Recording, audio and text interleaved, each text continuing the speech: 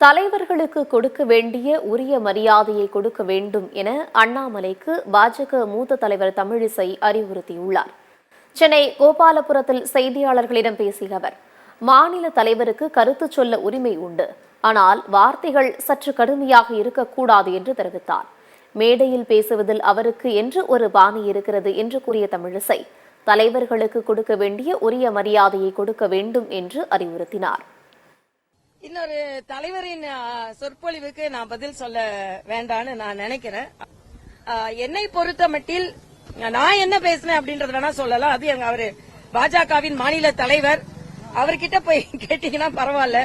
அவர்களுக்கு ஒரு பாணி இருக்கும், அது அவரோட பாணி என்று எடுத்துக்கொள்ள வேண்டியது, அவ்வளவுதான். என்னை பொறுத்த மட்டில் தலைவர்களுக்கு என்ன மரியாதை கொடுக்க வேண்டுமோ அது கொடுக்க வேண்டும் என்பது எனது கருத்து. மற்ற தலைவர்களுக்கு மரியாதை கொடுக்க வேண்டும் என்றால் வார்த்தைகள் சற்று கடுமையாக இருக்க வேண்டாம் என்பது எனது கோரிக்கையாக இருக்க முடியும் என்பது எனது கருத்து.